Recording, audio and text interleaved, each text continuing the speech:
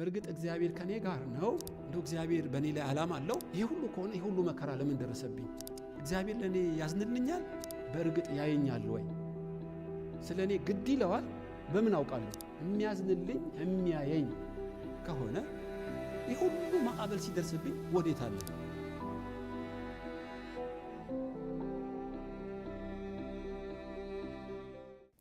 ሉቃስ ወንጌል ምዕራፍ 7ን አነብላችኋለሁ። ቁጥር 11 በነገውም ናይን ወደምትባል ወደ አንዲት ከተማ ሄደ።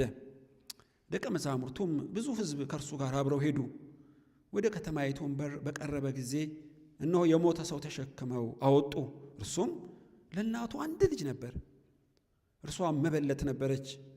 ብዙም የከተማ ሕዝብ ከእርሷ ጋር አብረው ነበሩ። ጌታም ባያት ጊዜ አዘነላትና አታልቅሽ አላት። ቀርቦም ቃሬዛውን ነካ፣ የተሸከሙትም ቆሙ። አለውም አንተ ጎበዝ እልሃለሁ ተነሳ። የሞተውም ቀና ብሎ ተቀመጠ፣ ሊናገርም ጀመረ። ለእናቱም ሰጣት። ሁሉንም ፍርሃት ያዛቸውና ታላቅ ነቢይ በእኛ መካከል ተነስቷል፣ ደግሞ እግዚአብሔር ሕዝቡን ጎበኘ እያሉ እግዚአብሔርን አመሰገኑ። ይህም ዝና ስለ እርሱ በይሁዳ ሁሉ በዙሪያውም ባለች አገር ሁሉ ወጣ። ደቀ መዛሙርቱም ለዮሐንስ እነዚህን ሁሉ አወሩ። ዮሐንስም ከደቀ መዛሙርቱ ሁለቱን ወደ እርሱ ጠርቶ የሚመጣው አንተ ነህን ወይስ ሌላውን እንጠብቅ ብሎ ወደ ኢየሱስ ላከ። ሰዎቹም ወደ እርሱ መጥተው መጥምቁ ዮሐንስ የሚመጣው አንተ ነህን ወይስ ሌላውን እንጠብቅ ብሎ ወደ አንተ ላከን አሉት። በዚያች ሰዓት ከደዌ ከስቃይ ከክፉዎች መናፍስትም ብዙዎችን ፈወሰ፣ ለብዙ ዕውሮችም ማየትን ሰጠ። ኢየሱስም መልሶ ሄዳችሁ ያያችሁትን የሰማችሁትን ለዮሐንስ አውሩለት። ዕውሮች ያያሉ፣ አንካሶችም ይሄዳሉ፣ ለምጻሞች ይነጻሉ፣ ደንቆሮችም ይሰማሉ፣ ሙታንም ይነሳሉ፣ ለድሆች ወንጌል ይሰበካል። በእኔ የማይሰናከል ሁሉ ብፁዕ ነው አላቸው። የዮሐንስ መልእክተኞች ከሄዱ በኋላ ለሕዝቡ ስለ ዮሐንስ ይናገር ጀመር፣ እንዲህም አለ። ምን ልታዩ ወደ ምድረ በዳ ወጣችሁ? ነፋስ የሚወዛወዘውን ሸምበቆን? ወይስ ምን ልታዩ ወጣችሁ? ቀጭን ልብስ የለበሰውን ሰውን? እነሆ ጌጠኛ ልብስ የሚለብሱና በቅምጥልነት የሚኖሩ በነገሥታት ቤት አሉ። ወይስ ምን ልታዩ ወጣችሁ? ነቢይን? አዎን እላችኋለሁ፣ ከነቢይ የሚበልጠውን። እነሆ መንገድን በፊት የሚጠርግ መልእክተኛዬን በፊት እልካለሁ ተብሎ የተጻፈለት ይህ ነው። እላችኋለሁ ከሴቶች ከተወለዱ መካከል ከመጥምቁ ዮሐንስ የሚበልጥ ማንም የለም። በእግዚአብሔር መንግሥት ግን ከሁሉ የሚያንስ ይበልጠዋል። የሰሙትም ሕዝብ ሁሉ ቀራጮች እንኳ ሳይቀሩ በዮሐንስ ጥምቀት ተጠምቀው እግዚአብሔርን አጸደቁ። ፈሪሳውያንና ሕግ አዋቂዎች ግን በእርሱ አልተጠመቁም፣ የእግዚአብሔርን ምክር ከራሳቸው ጣሉ። ይሄ ነው ዛሬ የምናጠነው። እቺ ሴት ሉቃስ ሲጽፍልን መበለት ማለት ባል ሞቶባታል። በምን ምክንያት እንደሞተ ባይጻፍልንም እና አንድ ብቸኛ ወንድ ልጅ ነው ያላት። እንግዲህ በእስራኤል ሀገር ባል የሞተባት ሴት ልክ አጥር እንደሌለው በር ነው የሚቆጥሯት። ኢቭን በቁጥር ውስጥ አትገባም። እና አትሊስት ባሏ ቢሞት ወንድ ልጅ አለኝ ብላ ትጽናናለች። እና ወንድ ልጅና ሴት ልጅ እንኳን ልዩነት አለው በእስራኤል ባህል። እና ባሏ ቢሞትም ያን ከልጇ ጋር እየኖረች ሳለች ድንገት ልጁ ታመመ። እንደምታዩት ኢየሱስ አልመጣም፣ እሷም አልጠራችውም። ከዛ እየቀዘቀዘ ሞተ ማለት ነው። እንደምታውቁት ኢየሱስ አልመጣም። ተከፈነ፣ በቃሬዛ አኑረው ከከተማ ውጭ ይዘውት ወጡ። እቺ ናይን የምትባለው ከተማ ትዝ ይላችኋል። ኤልሳ የሞተ ልጇን ያስነሳላት ሀገር ነው። በዚች ከተማ ምን እንዳለ አላውቅም፣ ብዙ ሙታን ይነሳሉ። እና በሰፈር ውስጥ የተቀበረው ሳሙኤልና ምናሴ ብቻ ነበሩ። ሌሎቹ ከሰፈር ውጪ ነው የሚቀበሩት። ለምን? ቅጥር ስላላት በድን እንዳይነኩም ሊሆን ይችላል። ከከተማ ውጪ ነው የሚቀበረው። ስለዚህ ከቤቱ አስከሬን ሲወጣ ኢየሱስ አልመጣም። እና ልክ ከቅጥሩ ሲወጣ መቃብሩ ከቅጥሩ ወዲያ ስለሆነ ወዲያው ነው አፈር ውስጥ የሚጨምሩት። እና የእግራቸውን ራሱ ኮቴ እንዴት እንደቆጠረ ታያላችሁ። በሁለተኛ ነገሥት ምዕራፍ 4 ቁጥር 18 ላይ ነው ቅድም ያልኳችሁ። እና ሐዋርያቱን ይዞ ባትጠራውም ከመቀበሩ በፊት ጉዞ ጀመረ። ልክ በቅጥሩ ላይ ነው የተገናኙት እና ደቀ መዛሙርቱም ከሱ ጋር አብረው ነበሩ። ወደ ከተማይቱ በር በቀረበ ጊዜ ልክ የሞተ ሰው ተሸክመው ሲመጡ ኢየሱስ በሩ ጋር ሲመጣ ተገናኙ ማለት ነው። ታይሚንጉ ራሱ ትገረማላችሁ። ትንሽ ቢያረፍድም ብዙ ነው ጣጣው እና ትንሽ ቢቀድምም ሌላ ነው ስንክሳሩ እና ሆን ብሎ በመለኮት ሰዓት ያንን አስከሬን ጋር ከኢየሱስ ጋር ተገናኙ ማለት ነው። አዘነላት። ሉቃስ ይጽፍልናል። አዘነላት እና አያት፣ አዘነላት፣ አታልቅሽ አላት። እና በእርግጥ ኢየሱስ ያያል፣ ኢየሱስ ያዝናል እና ከሞት ቢያስነሳውም ተመልሶ እንደሚሞት ያውቃል እኮ። የተፈጥሮ ሕግ ነው። የአዳምና የሔዋን ኃጢአት ሁላችን እንድንሞት ተፈርዶብናል። ሆኖም ባል ስለሌላት ብቻዋንም ስላሳደገችው ተስፋዋም እሱ ብቻ ስለሆነ እና ኢየሱስ እንደኛው ሰው ሆኖ መከራን ስላየ የሴትዮዋ ሐዘን ልቡን ነክቶታል። ትዝ ይላችኋል። ስለ አልዓዛር ሊያስነሳው ሲሄድ ሲያለቅሱ ኢየሱስም አለቀሰ ይላል። ከሞት እንደሚያስነሳው ያወቀ ግን አለቀሰለት እና እንደኛው ሰው ስለሆነ ስለነበረም መከራን እንዴት እንዳጣጣመ ነው የምታዩት። አዘነላት። ሐዘኗ ገብቶታል ማለት ነው ጌታ።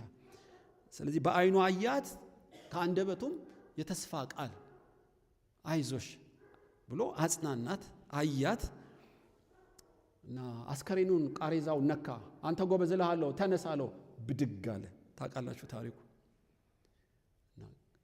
መጥቶ ከሞት ሊያስነሳላት ከፈለገ ሳይሞት ለምን ቀድሞ አይደርስም ነው ጥያቄው። ያ ሁሉ እንባ፣ ያ ሁሉ ተስፋ መቁረጥ እና መከራ ሲፈራረቅባት ለምን ዘገየ? መለኮት አይደለም ወይ? ቀደም ብሎ ቢመጣና በትኩሳቱ ቢያድነውስ? እስኪ ሞት ድረስ ለምን ጠበቀው? ልቧ ተሰብሮ ከመጠን በላይ እስክታዝን ድረስ እግዚአብሔር ወዴት ነው? የብዙዎች ጥያቄ ነው። መምጣቱ ላይ ቀር፣ መጎብኘቱ ላይ ቀር፣ ብዙ መከራ ሳልቀበል ለምን አይጎበኘኝም? በዚህ ሴትዮ ላይ የምታዩት እሱ ነው። እግዚአብሔር የሚጎበኘው ሰው አንደኛው ምልክት መታገስ። እግዚአብሔር ለሚታገሱት ነው ቸር። ለምንድን ነው ዝም ያለው? ለምንድን ነው የዘገየው? ለእኛ ነው የዘገየው። መለኮት ግን የሚያደርገውን በሰዓቱ ያውቃል። በእውነት ጨክኖባት አይደለም፣ ስለማያውቃት አይደለም፣ ስላልጠራችሁም አይደለም። እና እግዚአብሔር የዘገየው ሆን ብሎ ነው። ታውቃላችሁ ይሄ ልጅ ባይሞትባት ኖሮ በቅዱስ ቃሉ ባልተጻፈም እግዚአብሔር እስራኤልን ጎበኘ ብለው ሰዎች ሁሉ በኢየሱስ ድርጊት ልባቸው ባልተነካ። ለእኛ ነው መከራ፣ ለእኛ ነው ሐዘን። እና እግዚአብሔርን ለሚወዱ ነገር ሁሉ ለበጎ እንደሚደረግ የምታዩት በዚህ ሰዓት ነው። እና ይሄ አይነ ስውር ሆኖ እንዲወለድ እሱ ነው ወይስ ወላጆቹ ኃጢአት የሰሩት? አይደለም። ሁለታችሁም ተሳስታችኋል። የእግዚአብሔር ክብር በሱ እንዲገለጥ ነው። እግዚአብሔር ይከብር ዘንድ እውር ሆኖ መወለድ አለበትን? ሉዓላዊ አምላክ ከፈለገ መንገዱን እኛ አንመርጥም ማለት ነው። እቺ ሴት ትራክት አድላ ጾማ ጸልያ መስክራ ከምታመጣው ይልቅ መከራዋ የወለዳቸው በኢየሱስ ያመኑ ቁጥራቸው ብዙ ነው። ምንም ያደረገችው ስብከትም የለ። በእውነት በዚህ በመከራዋ ውስጥ ክርስቶስ መጨረሻ ላይ በመድረሱ መከራዋን ለበጎ እንዴት እንደተረጎመው እና እግዚአብሔር የሚጎበኘን ለሚታገሱት። ስለዚህ የእግዚአብሔር ጉብኝት የሚያገኛቸው ሐሳቡን ይፈጽም ዘንድ መከራቸውን በትዕግስት ለሚጠባበቁት እነዚህ በጉብኝት መንገድ ላይ ያሉ ማለት ነው። እና ብዙ ስቃይ ታውቃላችሁ በብሉይ እና ይስሐቅ እና ርብቃ 20 ዓመት ነው የጸለዩት ያዕቆብን ለመውለድ። ይስሐቅ እኮ የፓትርያርክ የአብርሃም ልጅ ነው። በምሪትና እግዚአብሔር በድንኳን ተገልጦ ነው ይስሐቅ የተወለደው። እና ስርወ ግንዱን ስታዩት የይስሐቅ በጣም አስገራሚ መለኮታዊ እጅ አለበት። ብዙ ተስፋ ቃል ያለው ሰው ነው። ርብቃ ደግሞ ታውቃላችሁ ታሪኳን። እነዚህ ሁለት የተወደዱ የእግዚአብሔር አጀንዳ ያለባቸው 20 ዓመት ሙሉ ማልቀስ ነበረባቸው ወይ? እግዚአብሔር ለምን ይዘገያል? እግዚአብሔርን የሚወዱ መከራቸው ለምን ይረዝማል? እና ይሄ የብዙዎች ያልተመለሰ ጥያቄ ነው። ርብቃና ይስሐቅ ጉብኝት የዘገየ ቢመስላቸውም በእነሱ ጸሎት የሚቀመም ያዕቆብ የተባለ ፓትርያርክ አለ። አልገባቸውም። ከነሱ ይልቅ ብዙ በጊዜና በፍጥነት የወለዱ ቶሎም የተጎበኙ ብዙ ናቸው። ይስሐቅን የሚያክል ግን አይሆንም። ርብቃ ላይ ጨክኖ አይደለም እግዚአብሔር። ይስሐቅ ላይ ጸሎቱን ስላልሰማ አይደለም እግዚአብሔር። በሁለቱ እንባ በጊዜው የሚገልጠው ያዕቆብ የተባለ እስራኤልን የሚሰራ 12 ነገድ አባት ስላለ ነው። የእግዚአብሔር እጅና የእግዚአብሔር ሐሳብ ያለበት ሰው መከራው ብዙ ነው። ታውቃላችሁ ለምን? የዚህ ዓለም ገዢ ይቋቋመዋል እንዲህ ያለውን ሰው እና ለቅሶ ብዙ ነው፣ መከራው ብዙ ነው። እግዚአብሔርም በእኛ ፍላጎት ደግሞ የሚመራም አይደለም። የሚያደርገውን የሚያውቅ አምላክ ስለሆነ ይታገሳል። ትዝ ትላቸዋለች ትዕማር የተባለች ሴት ብዙ መከራን የደረሰባት። ትዕማር ፋሬስን የወለደች የይሁዳ ሚስት ነች እንደምታውቁ። እና ምንም ባላደረገችው ባሏ ክፉ ነበር። ለምን ክፉ ባል ጋር አገናኘኝ? ትዕማር አታውቅ ይሆናል። እግዚአብሔር ግን በስራ ላይ ነው። የሚገባ ማህፀን አላት ልጅ የሚወልድ ዘሩን ግን ውጭ ያፈስ ነበር። ምን ባደርገው ነው? ትዕማር አታውቅም መከራ እንዴት እንደሚፈላረቅባት። ልታገባው የሚገባ አውናን የተባለ ልጅ አለ። ተከለከለች። አንዱ ይከፋባታል፣ አንዱ ይከለክላታል። አስገራሚ ነው። መጨረሻ የወለደችው ታውቃላችሁ መንታ ናቸው። በብዙ ምጥ መንታ ብትወልድም በምጥ ሰዓቷ በጣም ስቃይ ላይ ነበረች። ከሴቶች ሁሉ የተለየ ምን ኃጢአት አድርጌ ነው ትል ይሆናል። ወገኖች ታሪኳ በቅዱስ ቃሉ ላይ እንደሚጻፍ ክርስቶስ በማህፀኗ እንደሚያድር የክርስቶስ ዘር በእሷ እንደሚያልፍ አታውቅም። ያ ሁሉ መከራ የተፈራረቀባት መለኮት በእሷ ላይ ዓላማ ስላለው ምናልባት የዚህ ዓለም ገዢዎች ሲፈታተኗት ሊሆን ይችላል። አንዳንዴ ወገኖች ይዘገያል። ሐናም እንደዚሁ ስታለቅስ ነበር ታውቃላችሁ። ለምንድን ነው የምታለቅሽው? እኔ ከ10 ወንዶች ልጆች ይልቅ የሚወድ ባል አለሽ? ኖ ፍናና ይኸው 7 ልጅ ወልዳ እኔ አንድ እንኳን ምን አድርጌ ነው? አልገባትም። ሐና ሳሙኤል የተባለ ሰው ከዳን እስከ ቤርሳቤ ቃሉ መሬት የማይወድቅ እግዚአብሔር እንደ ነፍሴ እንደ ልቤም ያለው እሱን ያለ ይመስለኛል። እንዲህ ያለ ካህን በእሷ እንባ በሰማይ እየተሰራ ነው። በሥላሴ ጉባኤ አጀንዳ ውስጥ ነች። ሐና ግን አታውቅም። አቤት ይህን ብታውቅ የልቦናዎቿ አይኖች በርተው እግዚአብሔር በእሷ ላይ ያለው ዓላማ ቢገባት ኖሮ መከራን በደስታ በተቀበለች። ስለዚህ ነው በቅዱሳን ላይ እግዚአብሔር በሚራራላቸው በእግዚአብሔር ምርጦች ላይ መከራ ለምን ይበዛል ታውቃላችሁ? ጉብኝትስ እንዴት ያገኛቸዋል? እግዚአብሔር ጉብኝት የሚያገኛቸው ለሚታገሱ ነው። እቺ ሴት እስከ መጨረሻ ያው አማራጭም የላት ለነገሩ። ሐዋርያው ጳውሎስ በሁለተኛ ቆሮንቶስ ምዕራፍ 1 ቁጥር 7 ላይ ማንም ከሚችለው በላይ ፈተና አይደርስበትም፣ እኔ ግን ከአቅሜ በላይ ያለ ልክ መከራ ደረሰብኝ፣ እንዲያውም በውስጤ የሞት ድምፅ ሰምቼ ነበር ይላል ሁለተኛ ቆሮንቶስ። ከአቅም በላይ ያለ ልክ ከበደኝ። ከአቅም በላይ አትፈተኑም ያለ በራሱ ሲደርስ ግን ከአቅሜ በላይ ተፈተንኳል። በውስጤ እንዲያውም ጳውሎስ አልቆልሃል ትሞታለህ የሚል ድምፅ ሁሉ ሰምቼ ነበር። ነገር ግን ከእንዲህ ያለ መከራ አዳነኝ። እግዚአብሔርን ለሚወዱ ከአቅም በላይ መከራ ለምን ይደርስባቸዋል? ጳውሎስ እዛ ላይ ሄዳችሁ እዩ። እግዚአብሔራዊ መጽናናትን አገኝ ዘንድ ነው። እግዚአብሔር አጽናናኝ። ምን ማለት ነው ጳውሎስ? እግዚአብሔራዊ ማጽናናት መጽሐፍ በማንበብ አታገኘው። እግዚአብሔራዊ መጽናናት በስብከትም አታገኘው። መከራ ውስጥ ለሚያልፉ ብቻ መጽናናት የሚባል ጸጋ ያገኛቸዋል። ይሄ መጽናናት የሚባለውን አውቅ ዘንድ ከአቅም በላይ በመከራ ውስጥ አሳልፈኝ። እግዚአብሔራዊ መጽናናት ምን እንደሆነ አውቅ ዘንድ ነው ይላል። የሚገርም ነው። ለድሆች የሚራሩ ሲታመሙ እግዚአብሔር አልጋቸውን ያነጥፋል ይላል። እንደ ነርስ ነው የተመሰለው። እና ነርስ እንዴት ነው ሰውን የምታስታምመው? ካልታመምክ በቲዮሪ ብቻ አታውቀው። እና እግዚአብሔር በጣም የሚቀርበው ችግር ውስጥ በምትገባበት ሰዓት ራስህን ለነርስ እንደምትሰጥ ሳትወድ በግድ በእግዚአብሔር እጅ ላይ ትወድቃለህ። ያኔ ነው እግዚአብሔር ጠጋ ብሎ ፍቅሩንና ህልውናን የምታየው በመከራ ሸለቆ ስታልፍ ነው። እቺ መጽናናት የምትባለውን አውቅ ዘንድ በታላቅ መከራ ውስጥ ከአቅሜ በላይ በሆነ መከራ ውስጥ ገባው። መጽናናት ምን እንደሆነ ገባኝ አለ ማለት ነው ጳውሎስ። በዚህ በተጽናናውበት መጽናናት ሌሎችንም አጽናና ዘንድ ነው። ገረመኝ በእውነት ሐዘን ደርሶብኝ እኔ እግዚአብሔር በአጽናናኝ ማጽናናት ሳጽናናችሁና ሐዘን ሳይደርስብኝ ቅዱስ ቃሉን ብቻ አንብቤ በአጽናናችሁ እኩል አይደለም። አንዱ ከአእምሮዬ ነው የሚፈልቀው። ሐዘን ደርሶብኝ በእግዚአብሔር ጸጋ ስጽናና ባጽናናችሁ ግን በተጽናናውበት ማጽናናት ሳጽናናችሁ በእርግጥ ጽናናላችሁ። ስለዚህ ሐዋርያው ጳውሎስ በሐዘን ውስጥ ያሉትን ማጽናናትን እንድችል እግዚአብሔር እኔን መከራ ውስጥ ጨመረኝ። ከአቅሜ በላይ ተፈተንኩ፣ እግዚአብሔርም አጽናናኝ። ከዛስ ሌሎችን ማጽናናት ቻልኩ። እንዲያውም እሞታለሁ ብዬ ነበረ፣ ከእንዲህ ያህል መከራ አዳነኝ። ከዚህም በኋላ ያድነኛል እንድል እምነቴ እንዲጨምር ሆነ። መከራን የሚያይበት መነጽር ነው እኮ የማካፍላችሁ። አንደኛ እንዲያጽናናኝ ነው። ሁለትስ ሌሎችን ማጽናናት እንድችል ነው። ሶስተኛስ እምነቴ እንዲያድግ ነው ይልና ሁለተኛ ቆሮንቶስ ምዕራፍ 1 ላይ በመከራዬ ምክንያት ብዙዎች ስትጸልዩልኝ ነበርና መከራዬን ድል አድርጌ ስወጣ እግዚአብሔርን ታመሰግኑ ዘንድ ነው። መከራን የሚተረጉምበት በዚህ ነው። እና በዚህ ሴትዮ ሕይወት የደረሰውም ይሄው ነው ልላችሁ ነው። እግዚአብሔር ለሚታገሱት ጉብኝት ያገኛቸዋል። የእግዚአብሔር ጉብኝት የሚያገኛቸው ሰዎች እነማ ናቸው? በመከራ ውስጥ የሚታገሱት። ልጄ ታሞ አልመጣም። እሺ ባሌ ሞቶ አልመጣልኝም።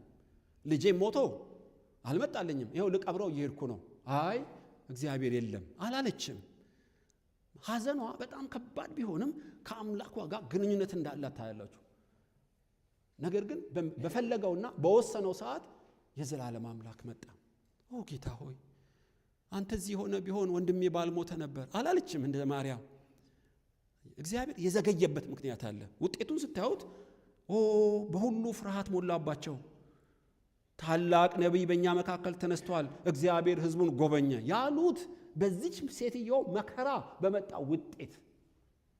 እግዚአብሔር አሰራሩ ድንቅ ነው። እስከ ምጽአት ድረስ የዚህ ሴትዮ ታሪክ በናይን ያለችው በቅዱስ ቃሉ ተጽፎ ይገኛል። መከራዋ ለጥቂት ጊዜ ነው፣ የመጣው በረከት ግን ለዘላለም ነው። እንደምታዩት እግዚአብሔር ለሚታገሱት ቸር ነው። በዚህ ጉባኤ መከራዬ በስቷል፣ ከዓመት ዓመት እየጨመረ ነው። ለቅሶዬ ቀንና ሌሊት ምግብ ሆነኝ። እግዚአብሔር ወዴት አለ ለምንል እንደ ዕንባቆም በጥያቄ ለተሞላን እግዚአብሔር ይላል ታገሱኝ። አሳልፌ ሰጥቻችሁ አይደለም፣ ጸሎታችሁን ስላልሰማው አይደለም፣ ስለ ኃጢአታችሁም አይደለም። እኔ ፕሮግራም አለኝ።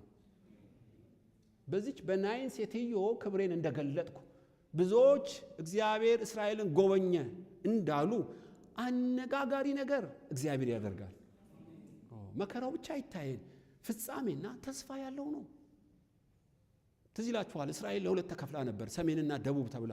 ቢባል ያለ ሰሜኑን ኢዮሮብዓም ዘር ይመራዋል፣ ደቡቡን የሮብዓም ዘር ይመሩታል። እና ባቢሎን የተባለ አመጣና እየገረፈ ወሰዳቸው። ኤርምያስ ትንቢት ተናገረ። ፍጻሜና ተስፋ ያለው ነው፣ በእናንተ ላይ ያለኝ ሐሳብ መልካም ነው ሲል ድንጋይ ያነሱበት። መቅደሳችን እየፈረሰ የምን መልካም ነው አሉ። በእርግጥ አልገባቸውም። እና ሁለቱን የተበታተኑትን አንድ ያደርግ ዘንድ የተከፈለችውን አገር አንድ አድርጎ ይገምድ ዘንድ ያመጣው ማዕበል ነበር እግዚአብሔር። በብዙ መከራ ውስጥ ከቅጥርና ከበር ጋር እስራኤል ትሰራለች የተባሉ መከራው ነው እንጂ የሚታየን ፍጻሜና ተስፋ ያለው ታላቅ ፕሮግራም እግዚአብሔር አለው። እዚህ ለተቀመጡት ሁሉ የእግዚአብሔር ጉብኝት ያገኛችሁ በእውነት። እቺ ሴት ልቤን የነካው ከተማ ሁሉ ይላል ለእናቱም አንድ ልጅ ነበርና ብዙም የከተማ ሕዝብ ከእርሷ ጋር አብረው ነበሩ። ከሞት ሊያስነሱላት አልቻሉ። ሰው ናቸው፣ አቅማቸው ውስን ነው። ሊያረጉት የሚችሉት ማቃበር ነው፣ ማጽናናት ነው፣ ማጀብ ነው። የከተማው ሕዝብ በሙሉ እችን ሴት ሐዘኗን ሊካፈሉ ወጥተው ነበር። ምን ማለት ነው? እቺ ሴት ሉቃስ 6 ላይ እንዳነበብ ነው ልጇ በሕይወት እያለ መልካም በማድረግ ከተማው ላይ ተጽዕኖ አምጥታለች ብዬ ገመትኩ። እንደ ሐናና ሰጲራ በአንድ ያልቀበሯትም የዘራችው ዘር አለ ማለት ነው። በማህበረሰቡ ዘንድ የተወደደች ነች፣ በስስት የሚያዋት ነች። ከሞት ለማስነሳት አቅም ቢያጡም ፍቅራቸውን እስከ ጥግን የገለጡላት ምን ማለት ነው? መልካም በማድረግ የበረታች መልካም ነገርን ያላቆመች ሴት ነች። ባሏ ሞተ ወይስ ፈታትን ያላቀም ሆኖም መልካም ነገሯን አላቆመችም። ሐዘን ቢደርስባትም በሰዎች አእምሮ በመልካምነቷ የገዛቻቸው ይመስለኛል። ጣቢታ ስትሞት ዶርቃ ገላዋን አጠቧት እና ሰገነቱ ላይ ያስቀመጧት። በሞቀ ውሃ የሞተ ሰው ሲታጠብ ነፍሱ ትመለሳለች የሚል ብሂል አለ በእስራኤል እና ቢያጥቧት ቢያገላብጧት አልነቃለች፣ አንቀብራትም። ጴጥሮስን በግድ አምጡልን ብለው ከሞት እንዲያስነሳት ለመኑት። ያደረገችውን ልብሶች ግራና ቀኝ መበለቶች ይዘው እያለቀሱ ከተማውን በሙሉ ግራና ቀኝ አጀቡት። የሚያስገርም ነው። አንቀብርም አሉ። ለምን? በጣም ታስፈልገናለች፣ ጴጥሮስ አስነሳልን። ትዝ ይላችኋል፣ ጴጥሮስ ተንበርክኮ እግዚአብሔርን ለመነ። ብዙ ሐዋርያት አለን፣ ብዙ አስፈላጊ ሰዎች አለን። ይቺ አንድ መበለት ሞተች ኖረች ምን ጥቅም አለው? ህዝቡ ያለቅሳል፣ ጌታ ሆይ ላስነሳው ያለው ይሄ ተአምር ፈቃድን መጠየቅ ይጠይቃል። እግዚአብሔርም ጴጥሮስ አስነሳት፣ ታስፈልጋለች አለ። ጣቢታ ሆይ ተነሽ አላት። ከተማው በሙሉ ኢየሱስን አመኑ። ታውቃላችሁ፣ ጴጥሮስ የሚሰብከው ጌታ ሕያው ሆኖ በጣቢታ ከተማ ተገለጠ። እቺ ጣቢታ መልካም በማድረግ የበረታች ነች። የእግዚአብሔር ጉብኝት የሚያገኛቸው ሁለተኛ ምልክታቸው ምንድን ነው? መልካም ነገርን በመከራቸው ምክንያት ያላቆሙ ናቸው። በመልካም ነገር የበረታች ሴት ነች። መከራ ሲበዛ ታውቃላችሁ፣ መልካም ነገር እንድናቆም እንገደዳለን። ብዙዎች መልካም ነገርን ያቆማሉ። እናታችን ሳራ ታማርር ነበር። እንዲያውም አጋርን አሰቃየቻት ይላል። የመከራው መርዘም ሳራ ሌላ ባህሪ እንድትዋረስ አረጋት። አንዳንዴ ከእግዚአብሔር የተጠባበቀው ሲረዝምብህ ባህሪ ይቀየራል። ኩርፊያ፣ ንዴት፣ ቁጣ ትጀምራለህ። በተለይ አገልግሎት የሚያቆሙ መልካም ነገር የማያደርጉ ከቤተ ክርስቲያን ከቅዱሳን ከእግዚአብሔርም የሚርቁ አሉ። የእግዚአብሔር ጉብኝት ሲዘገይባቸው መልካም ነገር የሚያቆሙ ብዙ አሉ። በመልካምነታቸው የበረቱት ግን ጥቂት ናቸው። ሩት በመጽሐፍ ቅዱስ አንዷ ነች። ባሏ ሞተ እና የባሏ አባት ሞተ። ኑኃሚንን ብቻ ይዛ መጣች። ኑኃሚን ታጉረመርማለች። አምላክሽ አምላኬ ነው፣ ሕዝብሽ ሕዝቤ ነው፣ አይዞሽ እያለች ታበረታት ነበር። ይገርማችኋል፣ በደረሰባት መከራ በእግዚአብሔር ላይ እንደ ኑኃሚን ስንፍና አልተናገረችም። አምላክሽ አምላኬ ነው እንደምትይው አስመራሪ አይደለም። ያንቺ ባልና 2 ልጆችሽ ሞቱ ማለት እግዚአብሔርን ማምለክ አቁሚ ማለት አይደለም። ያንቺ እኮ ባልሽ ነው፣ ልጅሽ ነው፣ ለኔ ደግሞ ባሌ ነው። አንድ ላይ አይደል የቀበርነው? አሁንም እሱ እግዚአብሔር ነው፣ በክንፎቹ ልጠለል እሄዳለሁ አለችው እና እየቃረመች የምታጉረመርመውን ለመመገብ ደፋ ቀና ስትል ታውቃላችሁ፣ ቦዔዝን ተውሶ እግዚአብሔር መንገዷ ላይ ተገናኛት። የእግዚአብሔር ጉብኝት የሚያገኛቸው ሁለተኛ በደረሰባቸው መከራ ሁሉ የሚችሉትን መልካም ነገር የማያቆሙ እነሱ ለእግዚአብሔር ጉብኝት የተዘጋጁ ናቸው። አንደኛ የሚታገሱት፣ ሁለትስ መልካም ነገር ባለማቆም የሚጠብቁት፣ እጅና እግራቸውን የማያጣምሩ፣ ምስጋናን ያላቆሙ፣ አገልግሎት ያላቆሙ፣ ማምለክ ያላቆሙ፣ ስግደትን ያላቆሙ ሰዎች ናቸው ለጉብኝት ቅርብ የሆኑት። ትዝ ይላችኋል፣ የኢዮብ ሚስት ስደበውና ሙት አለችው። መልካም ሲሰጠን ተቀበል፣ ክፉ ሲሰጠን አናመሰግነው። ምን አናመሰግነው፣ አለቀ። ስደበው እንዲያውም አለችው። ከሰነፍ ሴቶች አንዱ ነሽ አላት። እግዚአብሔር ኢዮብን በጎበኘ ጊዜ ሚስቱ የለችም። ለምን? መልካም ነገር አቆመች። ስለዚህ ነው ጴጥሮስ እንደ እሳት ስለሚፈትናችሁ ፈተና መልካም ማድረግን እንዳታቆሙ ተጠንቀቁ። ፈተናው ልክ ነው፣ እንደ እሳት ነው የሚፈትናችሁ። ኔሮ በሰም በተነከረ ጨርቅ ጠቅልሎ እንደ ችቦ እያበራችሁ ነው። ማመስገንን አታቆሙ፣ መስበክን አታቆሙ። ያበረታቸው ነበር። ታውቃላችሁ፣ አንዱ የመከራ ክፋት ከአምላክ ጋር ያጣላናል፣ አምልኮና ስግደትን ያስቆመናል። ጉብኝት ዘገየ ማለት ነው ወገኖች። ኢዮብ ገብቶታል። የፈለገ ነገር ይምጣብኝ፣ እግዚአብሔር ሆይ ስጋዬን በጥርሴ እነክሳለሁ፣ እስክትጎበኘኝ እጠብቅሃለሁ። ዳዊትም እንደዚሁ ነው የሚለው። እግዚአብሔርን አታምልክ ብለው አሳደዱኝ፣ እናትና አባቶቼ ተውኝ። እግዚአብሔር ሆይ በተሰደድኩ በጫካ ሆኜ ግን አመልክሃለሁ። እግዚአብሔር ቃል እገባለሁ፣ ካንተ ጋር አገለግልሃለሁ። ስግደትና አምልኮን አላቆምም። ብዙዎች ከሰው ስንጣላ መልካም ነገር ማድረግ እናቆማለን፣ መስገድ እናቆማለን፣ ማገልገል እናቆማለን። ኢቭን ከሰው የተቀበልን ይመስል ወገኖች ሆነ። እቺ ሴት ባሏ ቢሞት አንድ ብቻ ልጇም ቢታመም መልካም ነገሯ በማህበረሰብ ውስጥ በጣም ትዝ ይላችኋል። ከዚህ በፊት አጥንተናል። ነቢይቱ ሐና ልጅ የላትም፣ እንዲያውም ባሏንም ደገመላት። ቀንና ሌሊት ለ80 ስንት ዓመት በጾም በጸሎት ከመቅደስ አትለይም ነበር። እንዲያውም ስግደቷን አጦዘችው። ይገርማችኋል።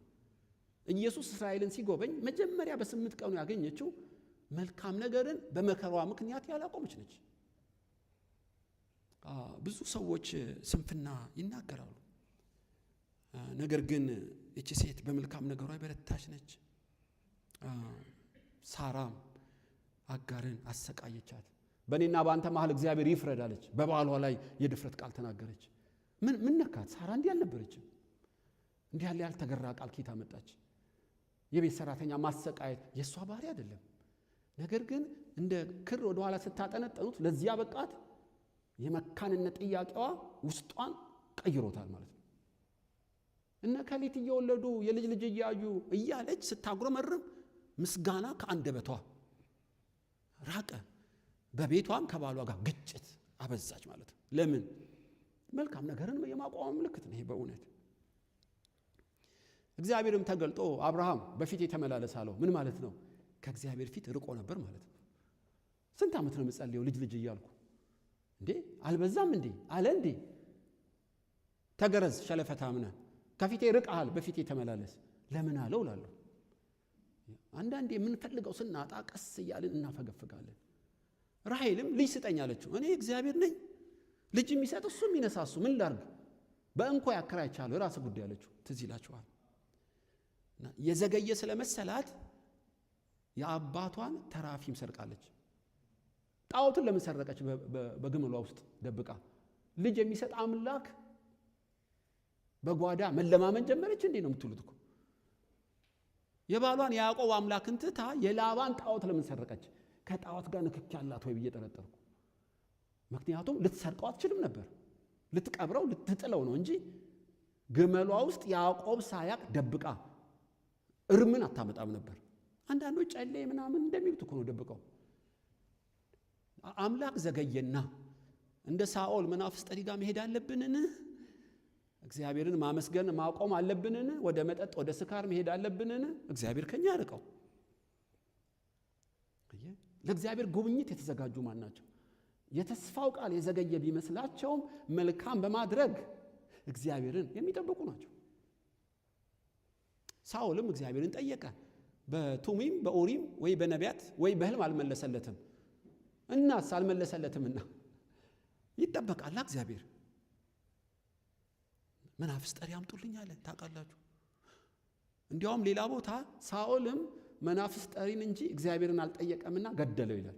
አልጠየቀም፣ ጠይቋል እንጂ በህልም አልመለሰለትም፣ በቱሚምና ኡሪም አልመለሰም፣ በነቢይ አልመለሰም ይላል። በሌላ ቦታስ አልጠየቀምና ይላል። ሁለቱ ሐሳብ የሚጋጭ እኮ አይደለም። እግዚአብሔርን መጠየቅ ማለት እስኪመልስ መጠበቅ ማለት ነው። መናገር ማለት አይደለም። ቢጠይቅም አላስጨረሰውም፣ አልታገሰውም፣ ቸኮለ ሳኦል እንጂ እኮ በእስራኤል ላይ የእግዚአብሔር ዓላማ ቅዱስ ነበር። መናፍስት ጠሪ ጋር ባሄድ ቢያስጨርሰው እግዚአብሔር ልክ እንደዚች እንደ ሱነማይቷ ሴት ይገለጥለት ነበር እንጂ ናይን እንዳለችውም ሴት እግዚአብሔር ይደርስለት ነበር። ነገር ግን አገልግሎቱን አቆመ። ለአጋንንቶች መስዋዕት ጀመረ። መናፍስት ጠሪ ፊት መስገድ ጀመረ። እግዚአብሔር ተቆጣው። እስራኤሎች በምድረ በዳ ትዝ ይላችኋል 400 ዓመት ነው ያሰቃያቸው። ሙሴ ሆድ ሳይብሰው አይቀርም። እስከ መቼ ነው የሰውዬ በዘሮቼ ላይ የሚጓደደው? ሕፃናትን ሁሉ ባህር ይጨምራል እንዴ? እስከ መቼ ነው? ሄዶ አንዱን ግብፃዊ አነቀው። ያ ማለት ምንድን ነው ወገኖች? መልካም ማድረግን አቆመ። እንደ ሰው በጡንቻ ማዳን ፈለገ፣ አይሆንም። ዓመቱ ረዘመና የተስፋው ቃል ዘገየና በቁጣ ሰውን መግደል ምን አመጣው? ትክክል አይደለም። የሰው ልጆች ባህሪ እንዲህ ነው። አንዳንዴ እናማርራለን፣ ስንፍና እንናገራለን፣ አገልግሎት እናቆማለን። ይሄ ማለት ጉብኝትን አስረዘምከው ማለት ነው። እግዚአብሔርን የሚታገሱ ብቻ ሳይሆን መልካም እያደረግ ስትጠብቀው ነው ጉብኝቱ በጣም እየፈጠነ የሚመጣው። ሶስተኛው የእግዚአብሔር ጉብኝት እንደሚያገኛቸው በትክክለኛ የጉብኝት መንገድ ላይ ያሉ ሰዎች አንደኛ ምልክታቸው የሚታገሱ ናቸው። 2 መልካም ነገር ያላቆሙ ናቸው። 3ኛስ እንደ ቃሉ የሚጠብቁት ናቸው። ታውቃላችሁ መጥምቁ ዮሐንስ አስገራሚ ሰው ነው። ቅድም ያነበብኩላችሁ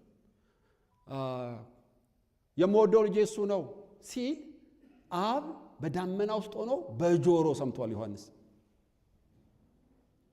መንፈስ ቅዱስ እንደ ርግብ ስትወርድበት አይቷል። እነሆ የእግዚአብሔር በግ ብሎ እንዲያውም አንተ እንጂ የምታጠምቀኝ እኔ አላጠምቅህም ሲል ነበር። የዘመዱ ልጅ እኮ ነው። ኤልሳቤጥ ሆድ ውስጥ ሆኖ በደስታ ዘሏል። ታውቃላችሁ። እና ማርያምና ኤልሳቤጥ እኮ ዘመዳሞች ናቸው። ያውቃል፣ በደንብ ያውቃል። ገብርኤል እንደተገለጠለት፣ መንፈስ ቅዱስ እንደጸለለባት፣ የልዑል አምላክ ልጅ እንደሆነ ያውቃል። በቂ መረጃ አለው። አሁን አንተ ነህ ወይስ ሌላ እንጠብቃለን? አስደንጋጭ ነው በሰማይ ዮሐንስ አንተ ነህ ወይስ ሌላ ትለኛለህ? እኔን አንተ ነህ ወይስ ሌላ እንጠብቅ? አስደንጋጭ ነው። ለምን እንዲህ አለ ታውቃላችሁ? የወንድምን ሚስት ፍታ፣ ለአንተ ልትሆን አይገባም አለው ሄሮድስም መጥምቁ ዮሐንስን እስር ቤት ጨመረው። ዮሐንስ ምን ጠብቋል? ከእስር ቤት እንዲያስፈታው ጠብቆ ነበርን? ኢየሱስ ግን ጠየቀው እንጂ አላስፈታሁም። ስብከቱ ነው። መንሹ በእጁ ነው። ጎተራ ውስጥ ስንዴውን ይጨምራል፣ እንክርዳዱን ያቃጥለዋል። መጥረቢያ በእጁ ይዟል፣ ፍሬ ማያፈራውን ይቆርጠዋል እያለ ፍትህ የሚበይን አምላክ ተገልጧል በሚል ነው ተውኑ የሚሰብከው። እና ነገር ግን ሲከታተል ቀኝህን ለሚመታ ግራህን ስጠው፣ ኮትህን ለለመነ ሱሪ ጨምርለት ሲል ደነገጠ። ፍትህ ይበይናል ብዬ ሳስብ ቀኝህን ለሚመታ ግራ ይላል እንዴ? ግራ ገባው ማለት ነው። ዮሐንስ እንደ ቃሉ አይደለም ኢየሱስን የጠበቀው። አንድ ነገር የተሰወረበት ያለ ይመስለኛል። የኤልያስ መንፈስ ያደረበት ነው። በብሉይ ኪዳን እሱን የሚያክል ነብይ የለም። ከሴቶች ከተወለደ ዮሐንስን የሚመስል የለም። እንዲያውም አምላክ ነው የመሰከረለት። ተልኮ ተኮር ነው ታውቃላችሁ። የሚነድ የሚያበራ ብሎታል። ቅንጦት ተኮር አይደለም። ግን አንድ ስለ ክርስቶስ እንደ ቃሉ ያልሆነ የተሰወረበት አለ። የተሰወረበት ምንድን ነው?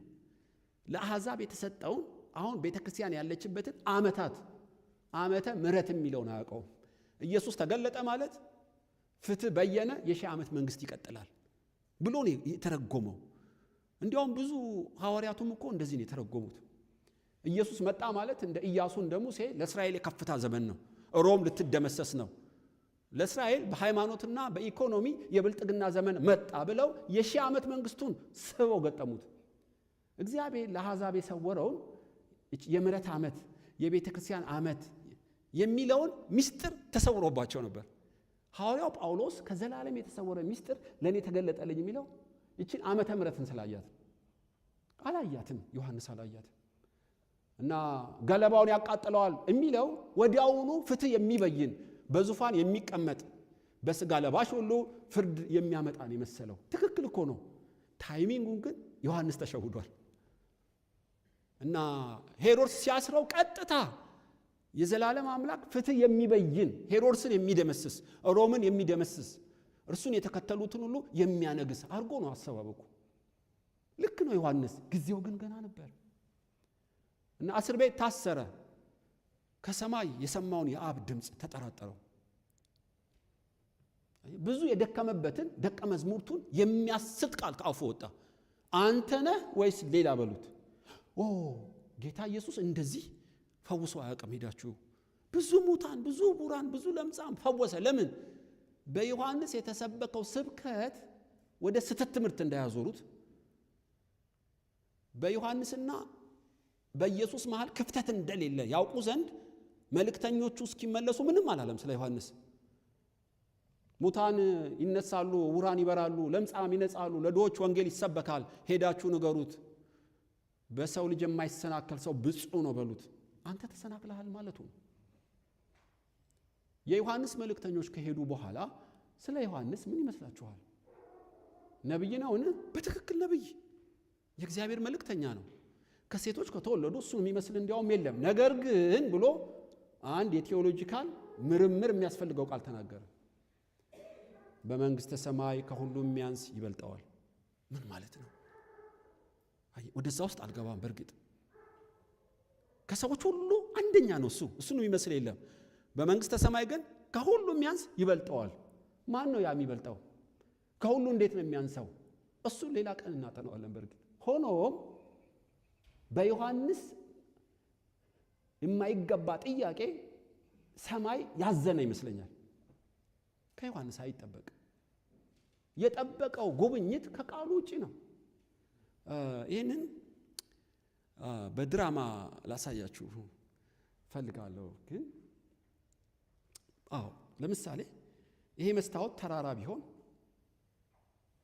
ታውቃላችሁ፣ እኔ ተራራ ብሆን ከሩቅ እነዚህን ሁለት ተራራዎች ብታዩ የተጋጠሙ ነው የሚመስሏችሁ።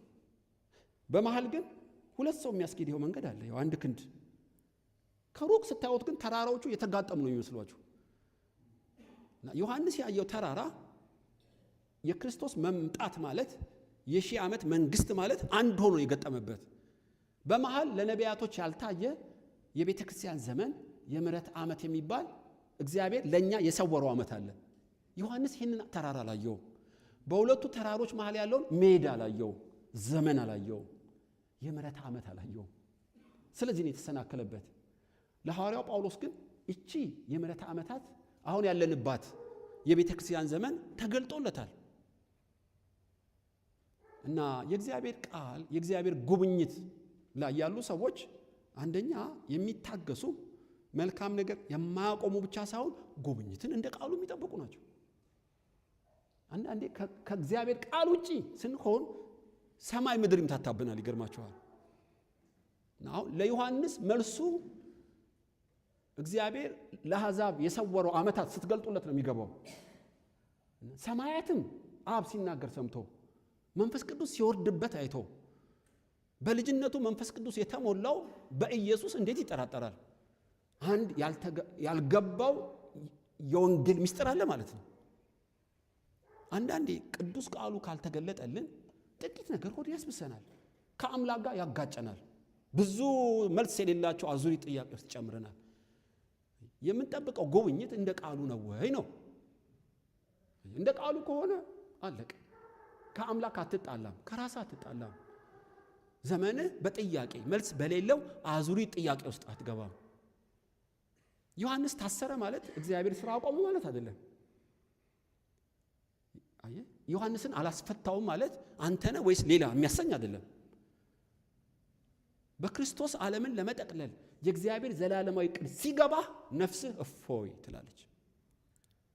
እነ ዳንኤል ገብቷቸዋል። 70 ዓመት ምርኮ እግዚአብሔር አዟል። ለኤርምያስ የቤተ መቅደሱ መቃጠል ግራ ያገባውም። ለምን? እግዚአብሔር እንደ ቃሉ በፕሮግራም ላይ ነው። ከ70 ዓመት በኋላ እስራኤል እንደሚመለሱ የቅዱስ ቃሉ ዕውቀት አለው። የሌላቸውስ ከባቢሎን ጋር ይጋጫሉ፣ ከካህናት ጋር ይጋጫሉ፣ ከኤርምያስ ጋር ይጋጫሉ፣ ከአምላክ ጋር ይጋጫሉ። የዘላለሙ የእግዚአብሔር ፕሮግራም የገባው ግን ጸጥለጥ ብሎ ይኖራል ማለት ነው። አንዳንዴ ጉብኝትን የምንጠብቀው ከቃሉ ውጭ ይሆናል። እግዚአብሔር ከቃሉ ውጭ ጉብኝት የለውም። እግዚአብሔር የሚጎበኘው ለሚታገሱት ነው። የእግዚአብሔር ጉብኝት የሚያገኛቸው መልካም ነገር ላላቆሙት ነው። እነዚህ 3 ነገሮች ሲቀመሙ በጉብኝት መንገድ ላይ ለመሆኑ ጉልህ ምልክት ናቸው ማለት ነው። እሺ 45 ደቂቃ ሆነ። በእውነት ግን ትንሽ ሰመሪ ላድርግላችሁ። አሁን ያ የምትጠብቀው ጉብኝት በእጅሽ ላይ ገባ ይችላል፣ በእጅ ላይ ገባ ይችላል እና ላትዳስሰው ትችላለህ። ነገር ግን በትዕግስት ላይ ነው ሆይ የዘላለም አምላክ ቀኑ ሲሞላ በራሱ ጊዜና ቦታ ያየኛል፣ ይራራልኛል፣ የቀዘቀዘው የሞተው ነገሬን ያስነሳልኛል በሚል በትዕግስት ነው የምንጓዘው ወይስ በማጉረምረም ተስፋ በመቁረጥ? ይሄን መጠየቅ አለብን። ልክ እንደ ዕንባቆም የወይን ስራ ቢጎድል ከብቶች ከጋጣው ቢጠፉ እኔ ግን እጠብቀዋለሁ። በዚህ ማንነት ነው ያለነው። እጠብቀዋለሁ። ልጆቼ በአንድ ቀን ሞቱ፣ ከብቶቼ ያለቁ፣ ጤናዬ ሁሉ ተወሰደብኝ፣ እኔ ግን በናፍቆት እያለሁ እጠብቀዋለሁ። እንደዚህ ነው የምንለው። እግዚአብሔር በራሱ ጊዜ እንደሚጎበኘን የደረሰብን መከራና የዘገየብን ተስፋ ከአምላካችን የማያጣላ ማንነት ውስጥ አለ ነው። በዚህ ጉባኤ ለአንድ ሰው እግዚአብሔር ድምፅ አለው። በእውነት ልጄ ሆይ ረዘመብሽ ጉብኝቴ? መከራው በየቀኑ በየወሩ አይደለም በየቀኑ ጨመረብሽ ሆይ? አይ እግዚአብሔር አሳልፎ ሰጥቶኛል፣ ጸሎቴም የሚሰማ አይመስለኝም። በቃ እንደ ዘካርያስና ኤልሳቤጥ አርጅቻለሁ። እንደ አብርሃም ሚስት እንደ ሳራ ማህፀኔ ስራ አቆሟል፣ ጡቶቼም ወተት ከዚህ በኋላ አያግቱም፣ ተስፋ የለኝም አልሽ። እግዚአብሔር በጊዜ ይመጣል ይላል። ስለዚህ አይኖችሽን በእኔ ላይ አድርጊ። የምትሰሚውና የምታዩ በምድራዊ ነገር ከሆነ ቃሬዛ ይዘውልሽ ነው የሚመጡት። ደረት የሚደቁ ነው የሚሰበስቡልሽ። ጉድጓድ ቆፋሪ ነው የሚከተልሽ። አይኖችሽን ቀና ካልሽ መድኃኔዓለም እየመጣ ነው። ኢየሱስ እኮ እየሄደ ነው። አስከሬኑ ወደሱ እየመጣ ነው። ኢየሱስም ወደሷ እየቀረበ ነው። ላንቺን የሞተ የሚመስልሽ ለሱ ጎበዝ ነው። ሙታን የሞትን አዋጅ ሽሮ የሞትን ስርዓት አቆሞ እንደገና አጎብዞ የሚያስነሳ አምላክ ያንቺ አምላክ ነው። ለሚታገሱት እግዚአብሔር ቸር ነው። ስለዚህ ነው እሱ እስኪ ጎበኝ ድረስ አታነሳሱት የሚለው። ለዚህ ነው ስራውን ባንቺ ጨርስ። አሁን እኮ የምትለምኙን እንኪ ሊልሽ ይችላል። የሚጠቅምሽ ግን በጊዜው ሲሆን ነው። ቢያምሽም በሚጎበኝ ሰዓት የሚክስ ጸጋ ይዞ ይመጣል። እቺ ሴት እኮ ሲጎበኛት እስራኤል በሙሉ ሰሙ ይላል። እንዲያውም እዚህ ጋር አንብቤላችኋለሁ። ለእናቱም ሰጣት፣ ሁሉም ፍርሃት ያዛቸው። ታላቅ ነቢይ በእኛ መካከል ተነስቷል፣ ደግሞ እግዚአብሔር ሕዝቡን ጎበኘ እያሉ እግዚአብሔርን አመሰገኑ። ይህም ዝና ስለ እርሱ በይሁዳ ሁሉ በዙሪያ ባለች ሀገር ሁሉ ወጣ። እቺ እኮ ሴት ሰብካ አይደለም፣ ዩቲዩብ ላይ ቆማ አይደለም። በመከሯ የመጣው ጉብኝት ከምድር ውጭ ሁሉ ዝናዋ ተሰማ። ማን ያውቃል? እሾክ ነው የምትይውን በትር ቢያደርገው፣ ዘገየ የምትይውን የሚያፈጥን አምላክ አለ። ኩብኩባ ደጎቢያ አንበጣ በላብኝ የምትይውን በጎበኘ ሰዓት እጥፍ የበረከት ምክንያት ቢያደርገውስ? ይችላል። ኢየሱስ ይችላል። ይችላል ጌታ። ሐዋርያቱ ጥያቄ ሊጭርባቸው ይችላል። ማስነሳት ላይቀር አምላክ ከሆንክ ቀደም ለምን አትልም? ሳይሞት በፊት ሊሉ ይችላሉ። እግዚአብሔር ግን ሰው የሚመክረው አምላክ አይደለም።